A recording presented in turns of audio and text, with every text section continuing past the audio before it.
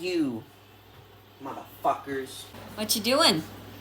Look at this shit. So I go, why do you need to renew your registration all the time if you have a right to travel? The right to travel protects your freedom to move between states, but it does not grant the right to operate a motor vehicle on public roads without regulation. Registration fees directly fund the maintenance and construction of the highways, roads, and bridges you use to travel. Ensures that vehicles on public roads meet minimum safety and emission standards. We don't have fucking emission standards. We don't get new roads, so even without safety, emissions, or testing, blah, blah, blah. Infrastructure and maintain public databases. So that way they can make sure where you live, that way if you have an accident, they can ensure that you have fucking insurance. My city didn't fix our roads, and my address won't change. Well, it still legally requires vehicle registration because driving on public roads is classified as a revocable privilege, not an absolute right. We have the fucking privilege to travel, peoples, not a fucking right. Oh no, not to travel, to drive. So should I just be a fucking outlaw then? Because you, or technically the law, hasn't made a good argument so far. Choosing to drive with an expired tag is a personal calculation of risk, but from a legal standpoint, the state does not need to win an argument to enforce its penalties. The legal system operates on authority rather than individual persuasion.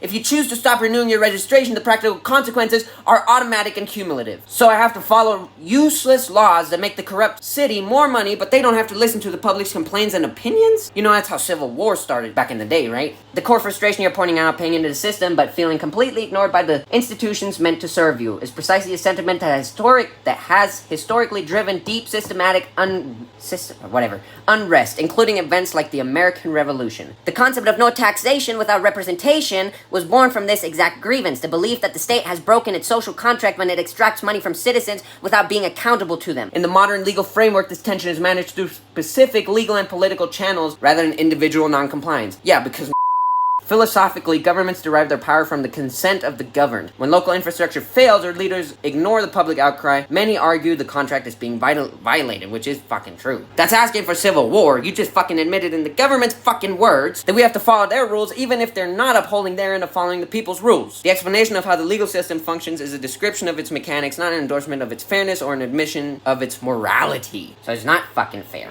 Okay? And AI does not speak for the government. It describes the framework that currently exists. Under that framework, the system is designed to protect its own rules regardless of whether it is failing the people. That fundamental, okay, you know what? I didn't even read all this. I'm not reading all that, but you're saying the government isn't fair? And yes, you are technically using the government's words because the government made all the rules in such a way that 90% of humanity cannot fucking understand how to get out of those stupid-ass rules. Yes, the government system is not inherently fair, and its rules are written in complex, bureaucratic language that makes them incredibly difficult for the average person to navigate or escape. The legal system prioritizes its own authority and the enforcement of its rules over individual fairness or common sense logic. Isn't that what the fuck humanity runs on? Common sense fucking logic? But no, the government's fair, but no, apparently it's not fucking fair.